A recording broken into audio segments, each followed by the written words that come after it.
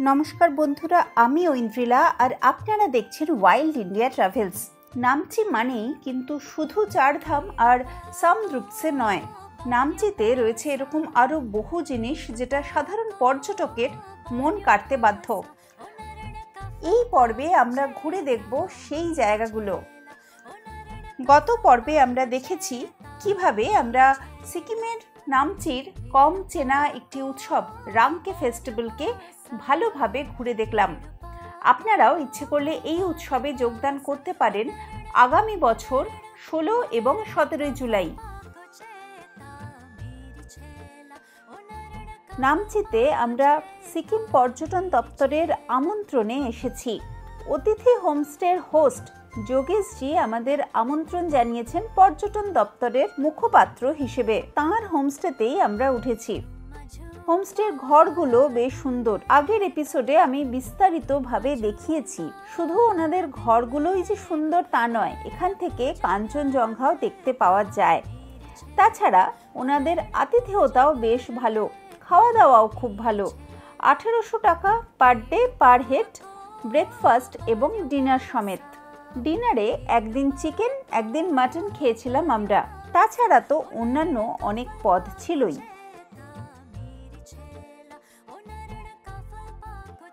হোমস্টের আশেপাশে খুব বেশি না হলেও ছোটোখাটো কিছু পাখি কিন্তু দেখতে পাওয়া যায়, যেগুলো সিকিমের অন্যান্য অংশ বেশ কমন। আমরা যেহেতু মূলত উৎসবকে কভার করতেই এসেছি এবং অফবিট নামচিকে ঘুরে দেখতেই এসেছি, সেই জন্য আমাদের পাখির পেছনে সময় দেওয়াটা একটু কম হয়েছে। 15 জুলাই আমরা এখানে এসে পৌঁছেছিলাম। 16 জুলাই সকাল সকাল ব্রেকফাস্ট করে নিলাম। আজকে দিনটা একটু বৃষ্টি মেদুর।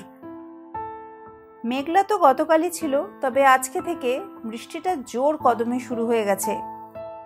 সকালবেলা একটুখানি হেঁটে আমরা গিয়েছিলাম চার্চের দিকটায়। এখন এসেছি তারেভির। এবার বৃষ্টি যা হচ্ছে আজকে, জানি না কতটা কি সাকসেসফুল হবে যাওয়া। যেখানটা ভিউ রয়েছে, যেখানে বেশ সুন্দর আর কি একটা ভিউ পাওয়ার কথা ছিল, সেগুলো একটাও পাইনি বা একটাও আর কি মানে চলাই যাচ্ছে না। এখন এই মুহূর্তে হালকা একটু বৃষ্টি কম, ওই জন্য আমি একটু বাইরে এসে একটা ভিডিও করে নিলাম। কিন্তু আদারওয়াইজ যেখানে ছিলাম একটুখানি আগে একটা চায়ের দোকান আছে, সেখানে আর কি ছাউনির তলায় দাঁড়িয়েছিলাম, ওয়েট করছিলাম আরও সবাই মিলে আসবেন। আসার পর তারপর তারেভিরের দিকটা যাওয়া হবে। গাড়িতে এসেছি এতটা। এবার আজকে আমাদের মেলা কমিটি থেকে বেশ কিছু এইখানে নামচিতে যা যা সাইট সিইং পয়েন্ট আছে সেগুলো কভার করানোর কথা ছিল, সেগুলো সেই মতন আমরা শুরুও করেছি। সকালবেলা একদম নির্দিষ্ট সময় রেডি হয়ে সব শুরুও করেছি, কিন্তু একদমই মানে নো লাক। মানে জানি না এখন বৃষ্টি থামবে কিনা বা একটুখানি ভিউটা ক্লিয়ার হবে কিনা, বা এই বৃষ্টির মধ্যেই আমরা স্টার্ট তো করেছি, কতটা কি সাকসেসফুল হব জানি না। আর বার্ডিং তো একদমই হয়নি, কোনো পাখিই দেখতে পাইনি। এসে পৌঁছে গেলাম তারেভির। যারা নামচিতে আসেন তারা নিশ্চয়ই এই জায়গাটা অতি অবশ্যই দেখেছেন, আর যদি না দেখেন তাহলে পরের বারের উইশ লিস্টে অবশ্যই রাখবেন। यहाँ का खासियत ये है कि मैम यहाँ से पूरा कालिम्पोंग, ये जितना भी पोर्शन है ये कालिम्पोंग दिखाई देता है, और यहाँ से डेलो दिखाई देता है, और यहाँ से जो लाबा लोलेगांव का सम पार्ट ऑफ लाबा लोलेगांव वो दिखाई देता है, और यहाँ से नीचे में सीधा खाड़ी है, और खाड़ी से नीचे में आपका टिस्टा नदी पूरा दिखाई देता है, और टिस्टा ब्रिज भी दिखाई देता है, टिस्टा बाज़ार दिखाई देता है। और थोड़ा यहाँ पहले बाइनोकुलर था, बाइनोकुलर से यहाँ से जो प्लेन लैंड है सिलीगुड़ी का वो भी दिखाई देता था, लेकिन बाइनोकुलर यूज करने के बाद नहीं दिखाई देता है। नेकेट आई से मुश्किल ही पड़ता है। नीचे जाके यहाँ से थोड़ा नीचे स्लोप है, ऐसा ही फुटपाथ है, तो यहाँ से नीचे जाने वही स्लोप कटिंग देखना ही है। রাস্তাটা এই যে রাস্তাটা এত সুন্দর লাগে, এটাই হচ্ছে মেন অ্যাট্রাকশন। দেখা যাচ্ছে এই সব দিকটা একটু হালকা ক্লিয়ার হয়েছে মেঘগুলো, তো সেই জন্য এই রাস্তাটাও খুলেছে। পাহাড়ের আঁকা বাঁকা সৌন্দর্য, তার সাথে সাথে এই সুন্দর যে রাস্তাটা, দারুণ কিন্তু লাগে। এখানে আমি পাহাড়ি ঘোরালো দেখেছিলাম, তবে সাথে যদি ক্যামেরা থাকতো আরো ভালো ছবি আসতো। হাতে পেলাম উৎসব কমিটির দেওয়া ব্যাচ। এই মেলা উপলক্ষে ওনারা আরো অনেককে ইনভাইট করেছিলেন, যেমন এই বাইকার গ্রুপ। প্রচুর বাইকার লাইন দিয়ে দেখুন যাচ্ছে। এরা প্রত্যেকেই কিন্তু রাংকে মেলা উপলক্ষে নামচিতে এসেছেন। এর পরের গন্তব্য মনিরাম পেরি মনাস্ট্রি।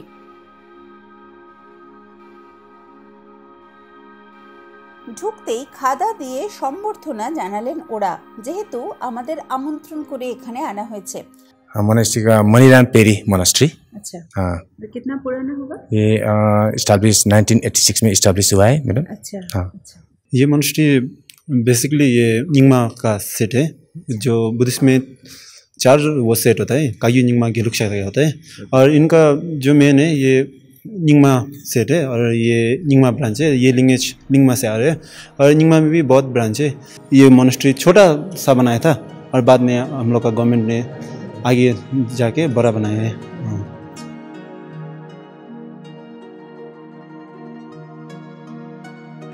এটাও নামচির অফবিট ডেস্টিনেশনের মধ্যে পড়ছে। ইউজুয়ালি লোকজন কিন্তু এখানে খুব একটা আসেন না।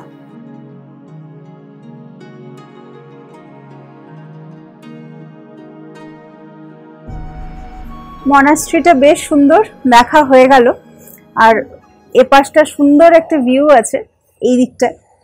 এটা ছিল না, মানে আমরা যখন ঢুকেছিলাম তখন যথারীতি মেঘলা ছিল, এখন একটু ভিউটা খুলেছে, তো সেই জন্য এখানে দেখলাম। মনাস্ট্রি এটা দেখা হলো। এরপরে অন্য আরো কোথাও ঘুরে ঘুরে আর কি নামচিতে যা যা সাইট সিইং হতে পারে, যেগুলো ইউজুয়ালি লোকজন একটু কম আসেন, সেই জায়গাগুলো ঘুরছি, দেখাচ্ছি আপনাদের। এর পরের যে গন্তব্যটা, সেটা সম্বন্ধে যতটা বলা হয় কমই বলা হবে। নাদাক মনাস্ট্রির ভেতরটা কিন্তু অপূর্ব সুন্দর। পাথর আর কাঠের এই স্ট্রাকচার দেখে হিমাচল বা লাদাখের বেশ কিছু স্ট্রাকচারের কথা আপনার মাথায় আসতে পারে। 700 শতাব্দীর পুরনো এই রাজবাড়ি, রানী পেন্ডি ওংমুর এখানে বসে তিনি সিকিমের শাসনভার সামলাতেন। পাথর দিয়ে দিয়ে তৈরি। एक्चुअली ये मोनेस्ट्री पहले बिफोर 1684 ये बिल्ट टू सेकेंड किंग। ये 1684 में ये पैलेस प्रिंसेस पेंडी वांगमुला के लिए बनाया था। इसके टिल 1717 ये पैलेस हुआ करते थे, और ये उस समय में ये तो अभी तो ये प्रेयर हॉल है, उस समय में ये कॉन्फ्रेंस हॉल जैसे, ऊपर में रेसिडेंसी जैसे। और फिर बाद में 1684 से 1717 तक पैलेस था, और 1717 में ये मोनेस्ट्री पैलेस कन्वर्ट करके सब मोनेस्ट्री में कन्वर्ट किया। उसी समय ये नाम रख दिया कि नादाक मोनेस्ट्री। वो जो नाम से नादाक मोनेस्ट्री बोल के रख दिया, और नामचे बोलने वाला शॉर्टकट में है। वैसे तो हम लोग नामगे लाचे बोलता है, शॉर्टकट में नामचे नादाक गुम्बा रख दिया नाम। और इससे ये गुम्बा के नाम से ये डिस्ट्रिक्ट, साउथ डिस्ट्रिक्ट के नाम भी ये जो नामची बोलने वाला सबसे पहले ये गुम्बा का नाम है। उसके बाद में साउथ सिक्किम नामची गुम्बा के नाम से ये डिस्ट्रिक्ट हो गया। हाँ जी, नामची के नाम हो गया।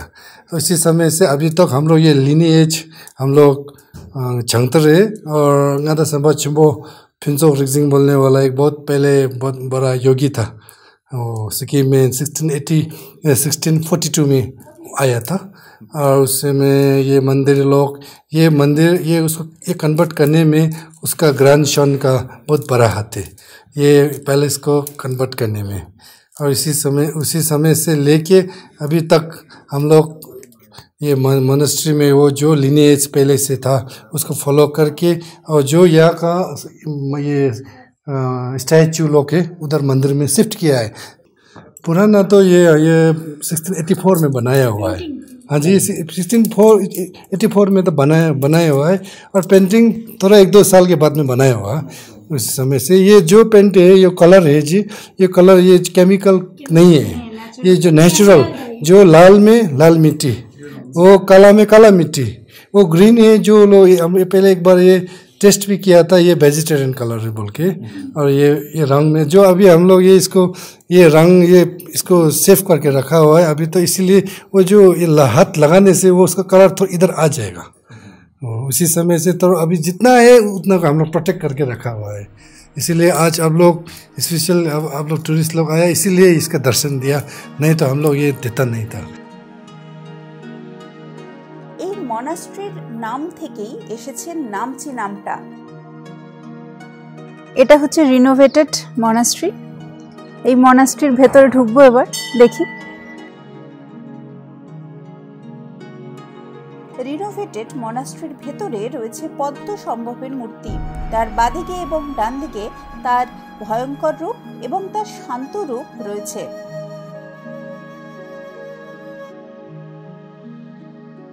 বুদ্ধ বা শাক্যমুনি রয়েছেন এর ওপরের ফ্লোরে। আমরা সবকটা জায়গায় ঘুরে দেখেছিলাম। মনাস্ট্রির ভেতরের কারুকার্য অপূর্ব সুন্দর এবং তার প্রত্যেকটা ছবিরই ইতিহাস রয়েছে।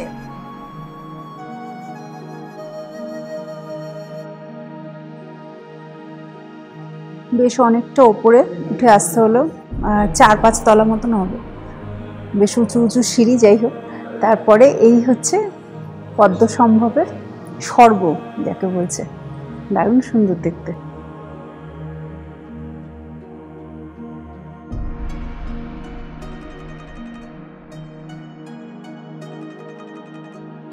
গুরু পদ্ম সম্ভবের হেভেন বলা হয় এই জায়গাটাকে, ওপরটা। ওনাদের স্থানীয় ভাষায় জাংদোক পালরি নাম। আর এটা হচ্ছে নরক, নিচের এই অংশটা অনেকটা ঝুলন সাজানোর মতন না?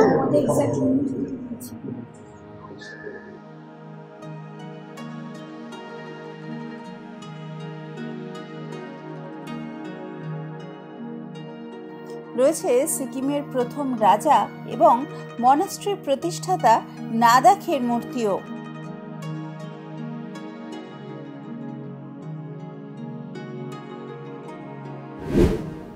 এরপর চললাম সামদ্রুপসে দেখতে।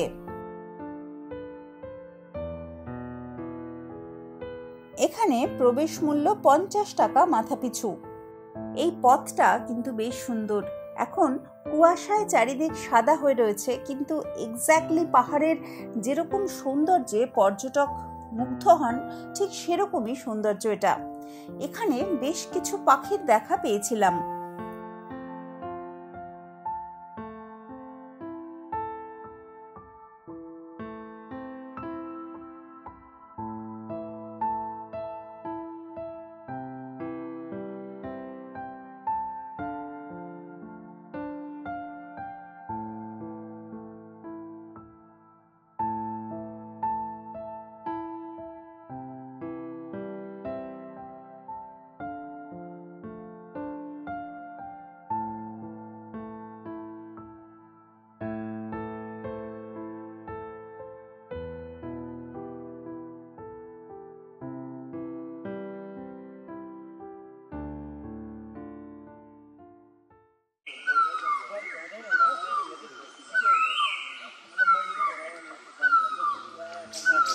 এই জায়গাটা কিন্তু খুবই ভালো।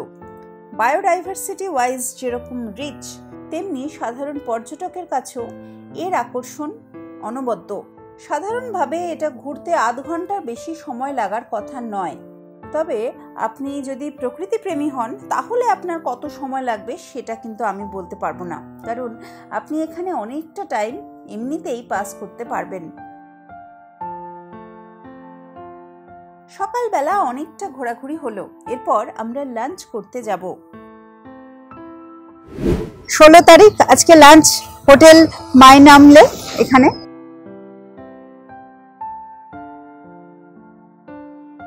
এই হোটেল কর্তৃপক্ষ থেকে এবং ট্যুরিজম মিনিস্ট্রি থেকে আবার দুবার খাদা দিয়ে সম্বর্ধনা দেওয়া হলো। ট্যুরিজম ডিপার্টমেন্টের বক্তব্য শুনলাম, তারপর আমাদের খাওয়া দাওয়ার পালা। এখানে ছিল বুফে লাঞ্চ। আজকে ছিল নিরামিষ খাবার, তবে অনেকগুলো আলাদা আলাদা আইটেম তো ছিলই। সব মিলিয়ে এই খাবারের স্বাদ কিন্তু বেশ ভালো। আমাদের এক্সপ্রেশন দেখেই বোঝা যাচ্ছে আমরা কতটা হ্যাপি। তবে এটা শুধু রেস্তোরাঁ নয়, এখানে হোটেলও রয়েছে, অর্থাৎ আপনি এসে থাকতেও পারবেন। যদি হোমস্টেতে থাকতে স্বচ্ছন্দ না হন এবং আপনার বাজেট একটু বেশি হয়, একটু বেশি কমফর্ট আপনার পছন্দ হয়, তাহলে নামচিতে প্রচুর হোটেল রয়েছে।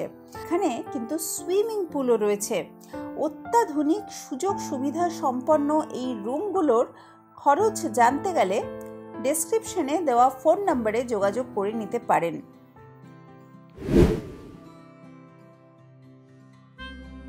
সতেরো তারিখ সকালবেলা আমরা চললাম রুকুমতার দেখতে। Welcome to Rukumta. The land of Sherpas. নামচির কাছাকাছি ঘুরে দেখার জায়গার মধ্যে একদম অফবিট এই জায়গাটা। অনেকেই হয়তো এখানে যাননি বা এর নাম শোনেননি। এটা একটা শেরপা গ্রাম। পৌঁছে গেছি রুকুমতার। নামচি থেকে সময় লাগলো 45 মিনিট। শেষের দিকে রাস্তাটা একটুখানি bumpy.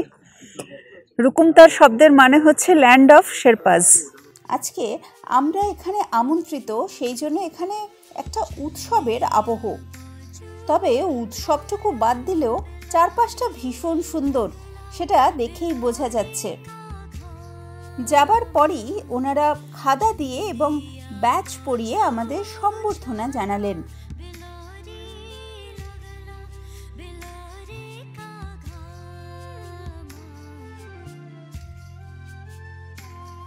Welcome to Timi ma'am. Thank you. এরপর চা পান করার পালা। Thank you. अच्छा नमस्ते, बैठिए ना, आप आइए ना, बैठिए प्लीज। রুকুমতারের লোকজন এবং তার সাথে সাথে আমরা যারা যারা আমন্ত্রিত হয়ে গেছিলাম সবাই মিলে ছবিও তুললাম। এখানেও এসেছিলেন ট্যুরিজম ডিপার্টমেন্টের সম্মানীয় কর্তা ব্যক্তিরা।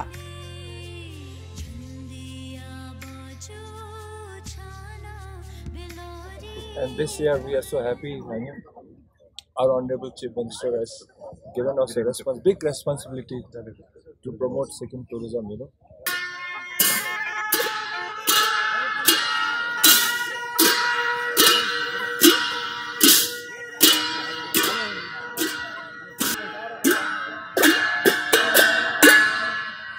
এরপর শুরু হয়ে গেল এদের সাংস্কৃতিক অনুষ্ঠান। দারুণ সুন্দর বর্ণময় সেই অনুষ্ঠানের সাক্ষী হতে পেরে আমরাও ভীষণ খুশি।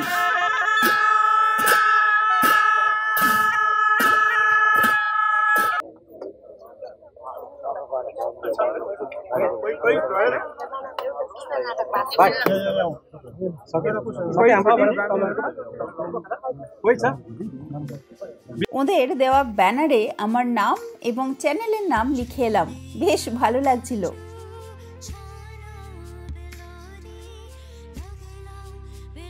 এরপর এক প্রার্থনা সঙ্গীত হলো।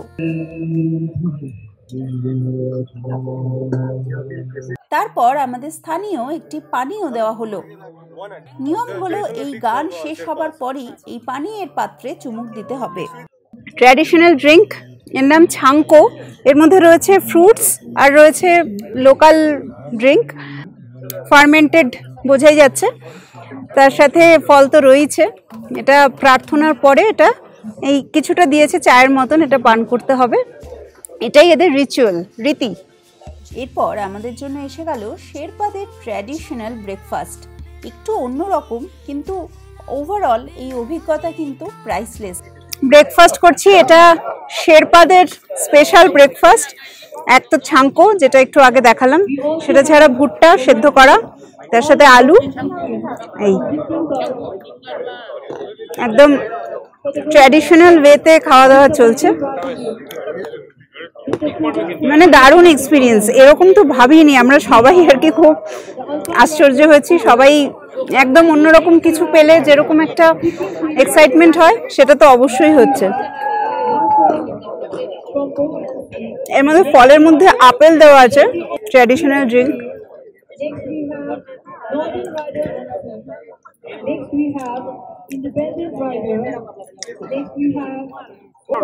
চিতই পিঠে টাইপের, এটা কেমন দেখি, চিতই পিঠের মতন না দেখতে, এটার মধ্যে নুন টুন রয়েছে।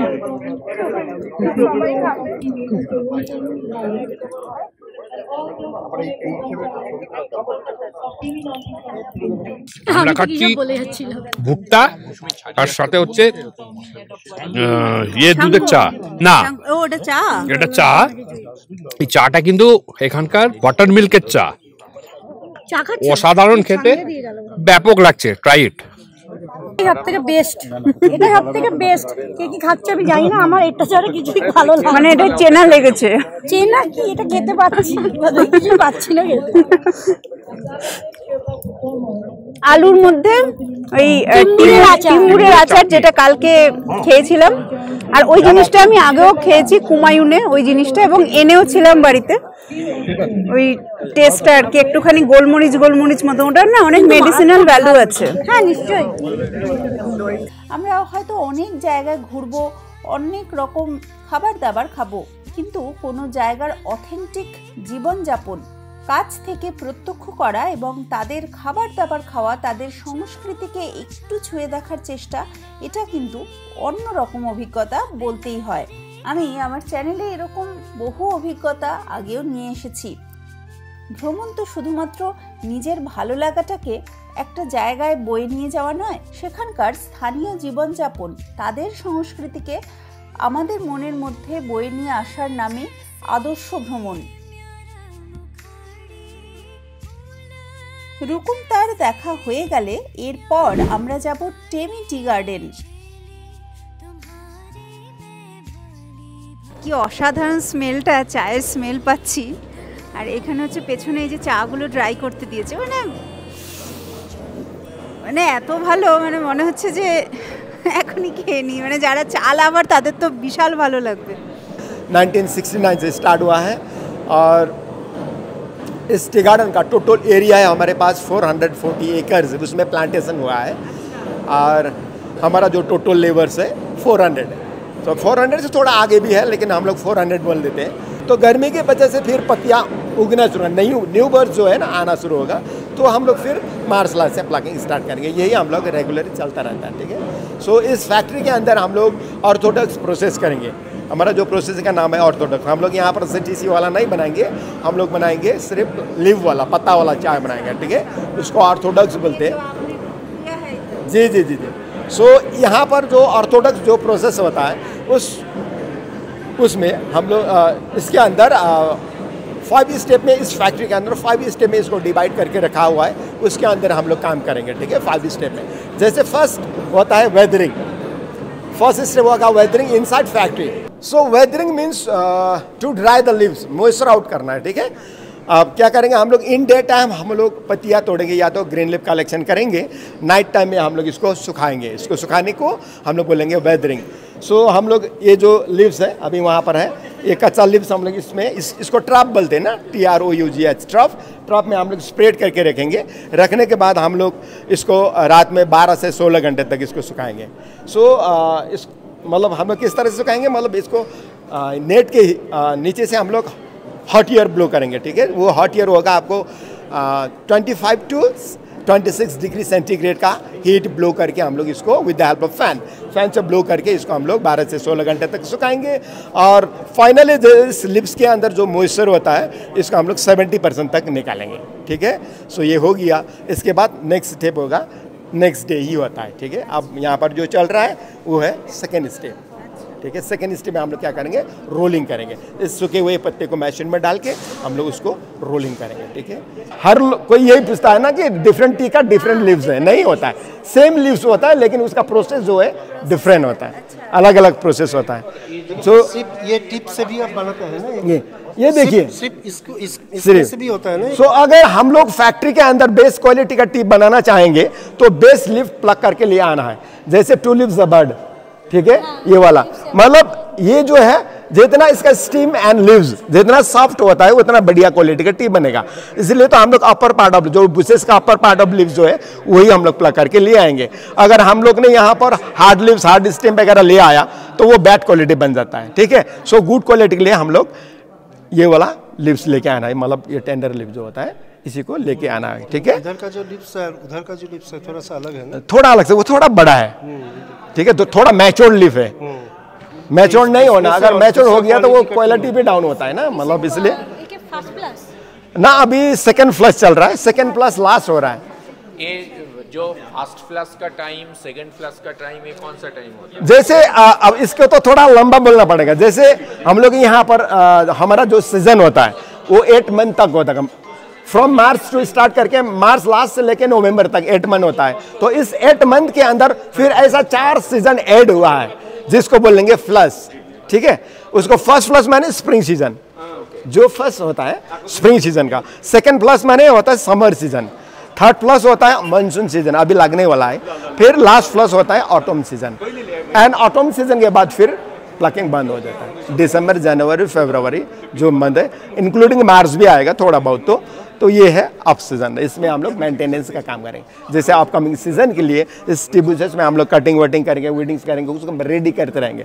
फिर मार्च महीने लगेगा तो क्या होगा, गर्मी आएगा, तो गर्मी के वजह से न्यू बज आना शुरू होगा ना, जो नया पत्ता, नूतन पत्ता बोलते हैं, नूतन पत्ता आना शुरू होगा। वही नूतन पत्ता हम लोग फिर मार्च लास्ट से प्लकिंग करके मैन्युफैक्चर। और एक क्वेश्चन है, वो जो अभी जो ट्रेड निकला है मूनलिट, जो पूनम, हाँ वो होता है, जुलाई में भी होता है, ये होता है। मतलब हम लोग तो ये ट्राई नहीं किया है, लेकिन मतलब टी गार्डन में ये ट्राई करते हैं। मतलब इसमें क्या होता है ना, हर सीजन का जो इसका टेस्ट जो है वो अलग होता है। जैसे सीजन में भी होगा, मूनलाइट में भी होगा, सनी डे में भी होगा, रेनी सीजन में भी होगा। मतलब ये हर सीजन का जो का टेस्ट जो होता है ना वो अलग अलग होता है, डिफरेंट। इसलिए तो वो सीजन यूज करते हैं ना, वो टाइम यूज करते हैं। अरे ये जो पत्ता आपने बोला है ये तो बेस्ट क्वालिटी का है, जो आप चाहते हैं। जी जी जी। तो और उधर देखता है थोड़ा बड़ा है, ऐसा होता है। जी देखिए, हम लोग का क्वालिटी लिप्स तो यही होता है। अच्छा सुनिए, क्या होता है ना, जो प्लकर्स लोग है ना वो बाय हैंड प्लक करते हैं ना, तो वो जल्दी जल्दी प्लक करने से वो बाय मिस्टेक वो खराब पत्ता भी ले आते हैं। बट नेवर माइंड, उसको हम लोग क्या करेंगे, उस खराब पत्ते को लास्ट में जाके सॉर्टिंग रूम में जाके उसको सॉर्ट आउट करके निकालेंगे। চায়ের প্রসেসিং ইউনিট দেখার পর এরপর আমরা চা বাগানের কর্তৃপক্ষের সাথে একটা মিটিংয়ে বসেছিলাম।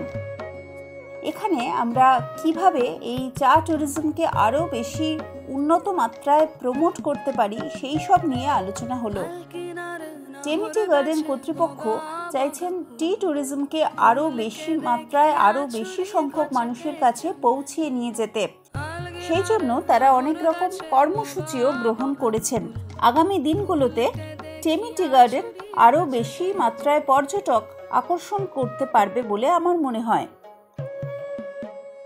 টেমি টি গার্ডেন থেকে বেরিয়ে আবার একটা সুন্দর পাহাড়ি পথ বেয়ে চললাম অন্য আরেকটা গন্তব্যে।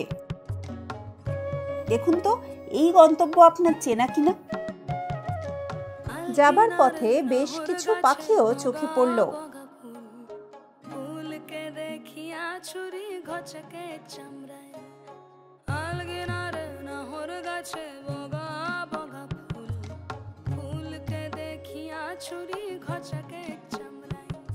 দারুণ সুন্দর এক পাহাড়ি পথ বেয়ে এরপর আমরা এসে পৌঁছলাম আমাদের পরবর্তী গন্তব্যে।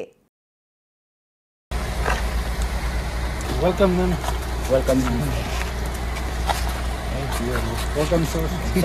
পারভিং এই গ্রামটার নাম। এখানে এলাম, এখানে অভ্যর্থনা জানানোর পর এখন এই হচ্ছে সিঁড়ি, সিঁড়ি দিয়ে দিয়ে উপরে উঠছি। স্বর্গের সিঁড়ি আর কি, বেশ অনেকক্ষণ মনে হচ্ছে সিঁড়ি দিয়ে যেতে হবে।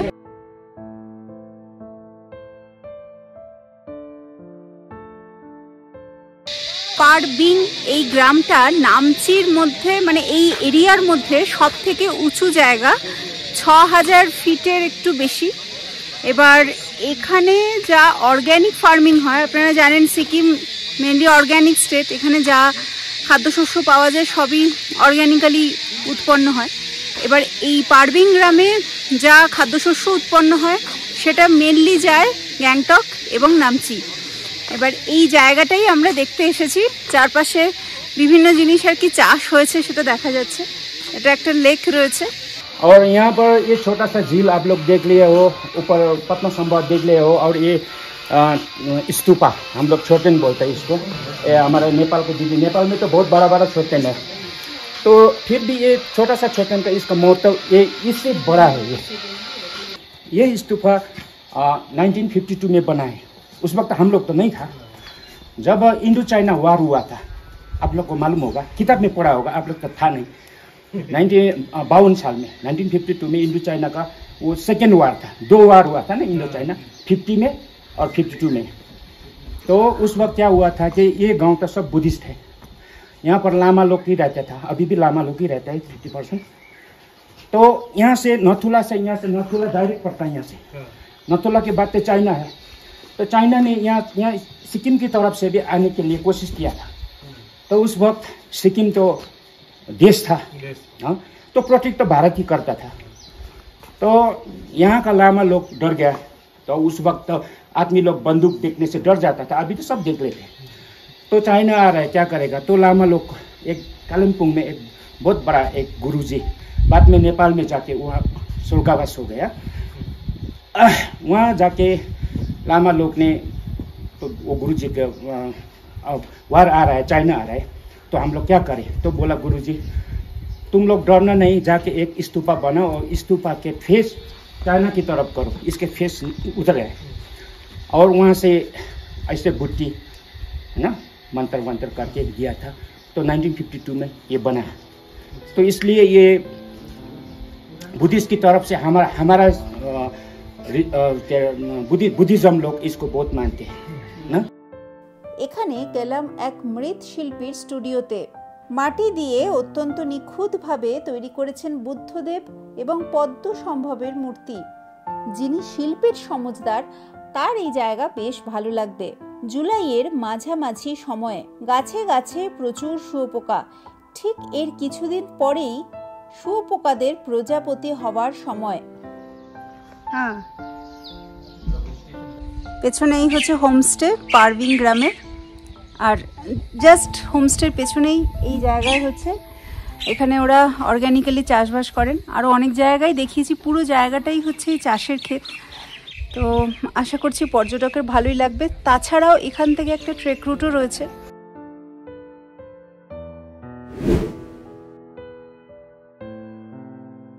আজকে দুপুরে আমাদের মধ্যাহ্ন ভোজনের জন্য আমন্ত্রণ জানিয়েছেন সামিট গ্রুপের বানারি রিজেন্সি নামের এই হোটেল। এটা নামচিতেই অবস্থিত।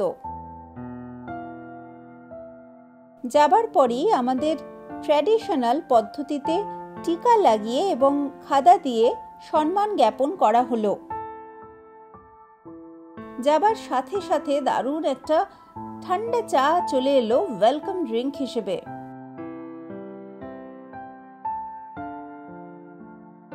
তারপর হোটেল কর্তৃপক্ষের সাথে আলাপচারিতা এবং তাদের বক্তব্য শোনার পর আমরা লাঞ্চ করলাম। এখানেও ছিল বুফে লাঞ্চ।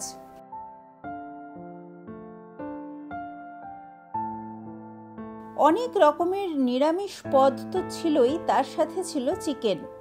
এই হোটেলের সবথেকে প্লাস পয়েন্ট হচ্ছে এর দারুণ আতিথেয়তা এবং ভ্যালির দিকের ভিউটা। পাহাড়ের ঢালটা এত সুন্দর, এত সবুজ, সেটা দেখতে দেখতে বসে বসে লাঞ্চ সারতে বেশ ভালোই লাগছিল। সামিট গ্রুপের সমস্ত হোটেলই মোটামুটি ওয়েল মেনটেন্ড। এটা যেহেতু বেশ নামি একটা চেন, সেই জন্য মোটামুটি একটা স্ট্যান্ডার্ড সব জায়গাতেই মেনটেন করা হয়। হোটেলের যোগাযোগের ফোন নাম্বার ডেসক্রিপশনে পেয়ে যাবেন। সবকটা রুম এবং টেরেস ঘুরে ঘুরে দেখলাম। রুম, এই স্যুট রুমের অ্যাডভান্টেজ হচ্ছে যে এখান থেকে যেরকম ভ্যালি ভিউ আছে এই স্যুট রুমের, প্লাস টি কফি রাখা আছে এই স্যুট রুমে। এখানে একটা ছোট মতো আলমিরা আছে, টয়লেটস আছে, প্লাস এই স্যুট রুমের বেস্ট পার্ট হচ্ছে এখানে একটা বেসিন রয়েছে নিজস্ব, আরেকটা টয়লেট রয়েছে, 2 টয়লেটস, 2টো টয়লেটস, অ্যান্ড এই বড় একটা সিটিং এরিয়া আছে। এখানে আরও 2-3 জন এক্সট্রা বেড দিয়ে থেকে যেতে পারবে। Sweet room actually it can accommodate 7-8 people, the size of the large, but 5-6 people is quite good. A family easily 4-5 people can easily stay with it. আজকে সকালেই ব্রেকফাস্ট খেয়ে আমরা চেক আউট করবো। ওরা তার জন্য টক দই সকাল সকাল কে দাও গেলে গেলে কে ওইটা দাও গেলে গেলে হুকুম পূজা পিসি সরকার পিসি সরকার জুনিয়র পিসি আমি পিসি নয় পিসি ওই পিসিও নয় ওই মাসি সরকার। এক কথায় বলতে গেলে নামচি আমার কাছে এক অন্য রূপে ধরা দিল। এভাবে নামচিকে কোনোদিনও আমি আগে দেখিনি। আপনারা দেখেছেন কিনা আমাকে কিন্তু জানাতে একদম ভুলবেন না। এই ভিডিওটি যদি ভালো লাগে তাহলে অতি অবশ্যই লাইক করুন এবং শেয়ার করুন আপনার ভ্রমণ প্রেমী প্রকৃতি প্রেমী বন্ধুর সাথে। ওয়াইল্ড ইন্ডিয়া ট্রাভেলসকে ফলো করুন ফেসবুকে এবং ইনস্টাগ্রামে।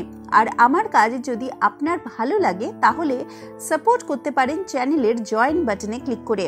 আমার আয়োজিত ভবিষ্যতের ট্যুর বা মার্চেন্ডাইজের ক্ষেত্রেও বিশেষ ছাড় থাকবে।